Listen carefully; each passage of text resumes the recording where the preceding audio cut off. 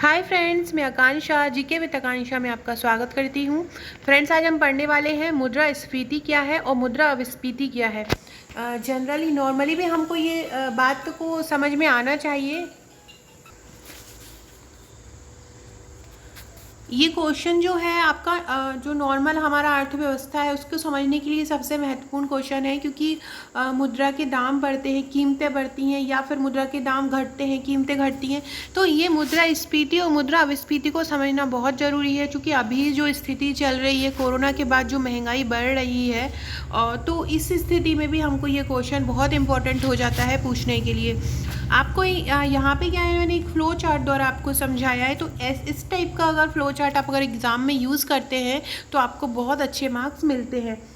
मेरा जो YouTube channel है, आप उसमें प्लेलिस्ट में जाएंगे तो प्लेलिस्ट में आपको हर सब्जेक्ट की अलग अलग प्लेलिस्ट मिलेगी। वहाँ पे जाके आप अपने आंसर्स जो भी आपको चाहिए है, बहुत सारे मतलब आंसर्स का कलेक्शन, एक जो प्रश्न बैंक तरीके का है वो आपको मेरे उसमें वीडियो में मिल जाएगा।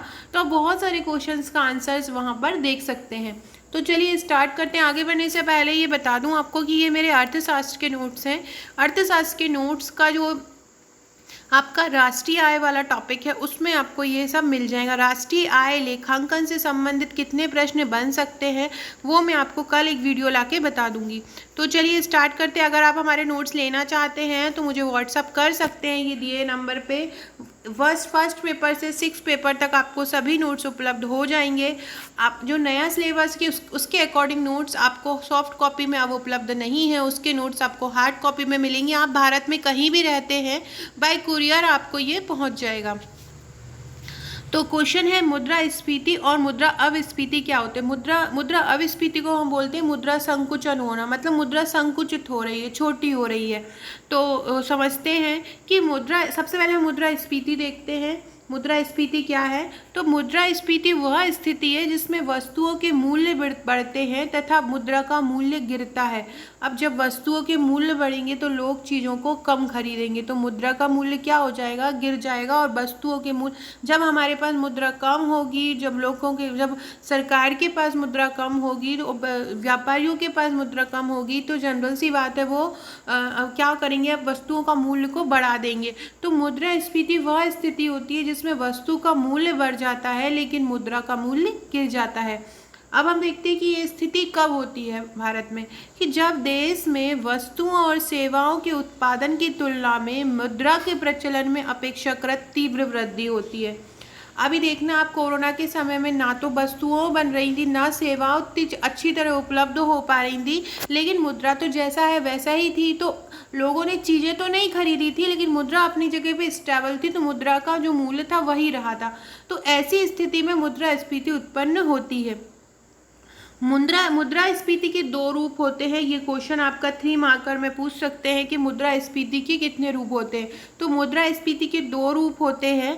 मांग प्रेरित स्फीति, जब मांग ज़्यादा बढ़ती है मांग के अनुसार, या लागत प्रेरित स्फीति, जब लागत लगती है। तो मुद्रास्फीति के 2 रूप होते हैं, मांग प्रेरित स्फीति और लागत प्रेरित स्फीति।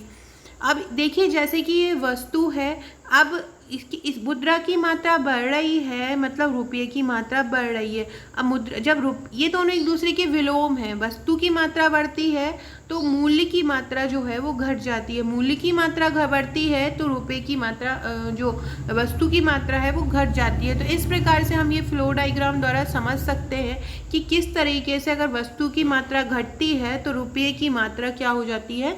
बढ़ जाती है।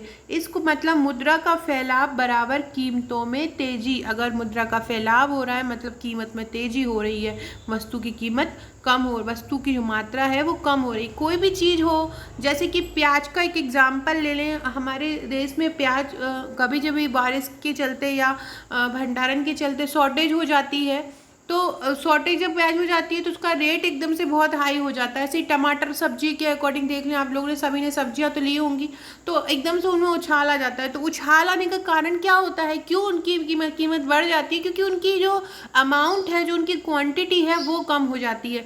तो जब भी किसी चीज़ की क्वांटिटी कम हो जाती है, मतलब वस्तु की मात्रा कम हो जाती है, तो उसकी रेट बढ़ जाती है। और अचानक से आलू क्या होता है? आलू मतलब हमारे यहाँ हमेशा ही उपलब्ध होता है जनरली, बहुत रेयर केस होता है कि आलू की कीमत बढ़ जाती है, जैसे कि अभी देख रहे हैं कुछ दिनों से आलू की कीमत थोड़ी बढ़ गई है, लेकिन बहुत रेयर होता है और बहुत कम होता है ऐसा।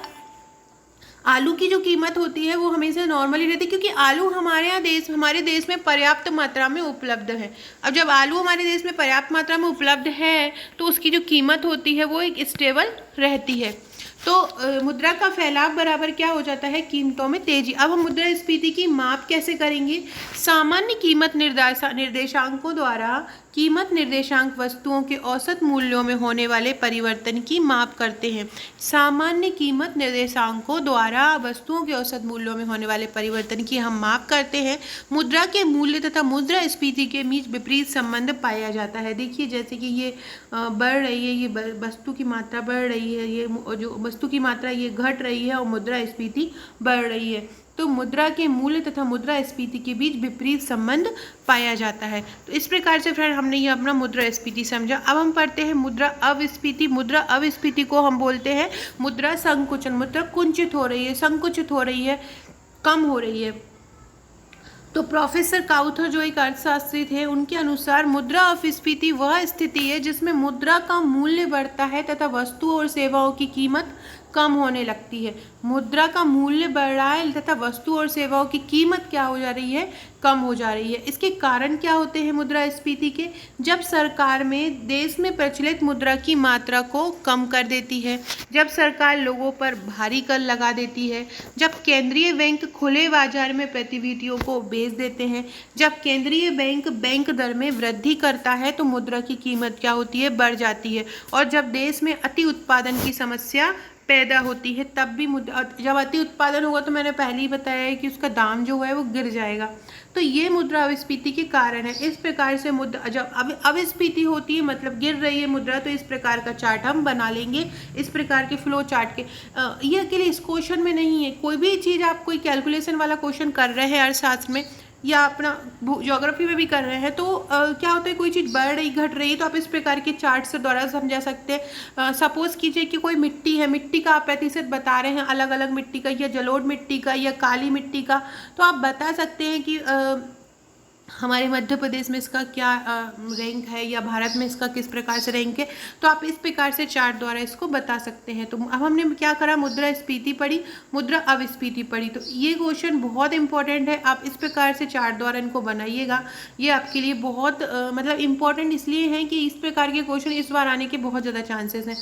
अब नेक्स्ट क्वेश्चन है आपका, वाणिज्यिक बैंक या व्यापारिक बैंक को समझाते हुए उसके प्रकार लिखो। तो वाणिज्यिक बैंक को ही हम व्यापारिक बैंक बोलते हैं, दोनों को एक ही, या उसको वाणिज्यिक बोल दो या इसको व्यापारिक बोल दो।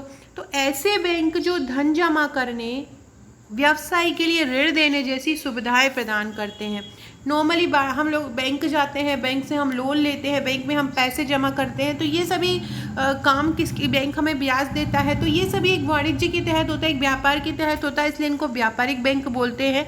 व्यापारिक बैंक लोगों के रुपए की जमा को स्वीकार करता है, मतलब लोगों के पैसे जमा करता है तथा जब लोगों को इसकी ज़रूरत होती है तो उन्हें ऋण के रूप में उधार भी देता है। तो ये वाणिज्यिक बैंक होते हैं। अब हम पढ़ते हैं इनके प्रकार क्या होते हैं। इनको दो भागों में बांटा जाता है। नंबर 1 अनुसूचित बैंक, नंबर 2 गैर अनुसूचित बैंक। क्या होते हैं अनुसूचित बैंक और क्या होते हैं गैर अनुसूचित बैंक।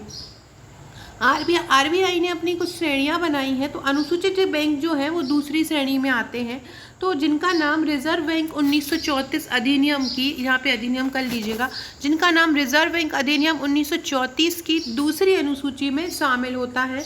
इस अनुसूची में उन बैंकों को शामिल किया जाता है जिसमें बैंक की प्रदत्त पूंजी और संचित कोष रुपए 5 लाख रुपए से कम ना हो। अनुसूचित बैंक में किसको शामिल किया जाता है, जहां पे बैंक की प्रदत्त पूंजी और संचित कोष कितने रुपए से कम ना हो, 5 लाख रुपए से कम ना हो, वो अनुसूचित बैंक कहलाते हैं।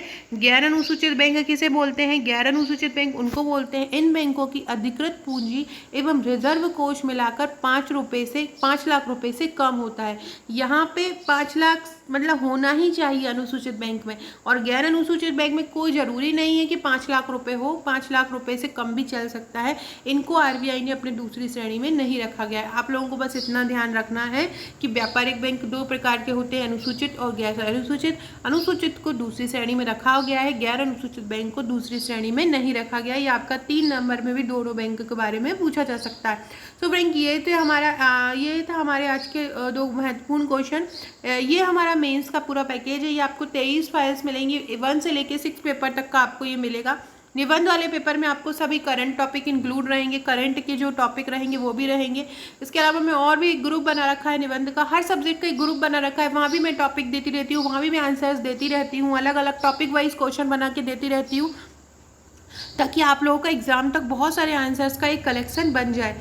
ये मेरा प्रीलिम्स का पैकेज है। प्रीलिम्स की 16 फाइल्स आपको मिलेंगी, जिसमें 2 से 3 फाइल आपकी हैंड रिटन है। इसमें बहुत सारे टॉपिक ऐसे हैं जो बहुत महत्वपूर्ण है, आपको कहीं नहीं मिलते हैं, लेकिन एग्जाम के लिए बहुत ज़्यादा रेलिवेंट है। तो आप अगर प्रीलिम्स का पैकेज लेना चाहते हो, क्योंकि प्रीलिम्स का एग्ज़ाम आपका जल्दी ही होगा, आयोग ने सरकार से अनुमति मांगी है, तो आप ये समझिए कैलेंडर आ जाएगा, और अभी नवंबर में और नवंबर दिसंबर तक, नवंबर लास्ट दिसंबर फर्स्ट वीक तक इसका नोटिफिकेशन आ जाएगा, और आपका जो एग्ज़ाम है फरवरी मार्च में होने की प्रबल संभावना है, और इसी बीच आपका मेंस भी हो जाएगा। तो आपको इसलिए तैयारी अपनी पहले से ही करके रखना है, ताकि अगर आप मेंस भी दे रहे हैं और प्रीलिम्स भी दे रहे हैं तो दोनों के बीच आपका एक संतुलन स्थापित हो पाए। फ्रेंड्स, वीडियो अच्छी लगी हो तो लाइक शेयर जरूर कीजिएगा। ऊपर दिए गए नंबर पे आप हमें व्हाट्सअप कर सकते हैं। व्हाट्सअप के लिए आप इस नंबर पे मुझे व्हाट्सअप कर सकते हैं। यहाँ पे आपको मुझे डिस्क्रिप्शन में आपको व्हाट्सअप ग्रुप और टेलीग्राम ग्रुप का लिंक मिल जाएगा, तो वहाँ भी आप जुड़ सकते हैं। Okay friends, thank you.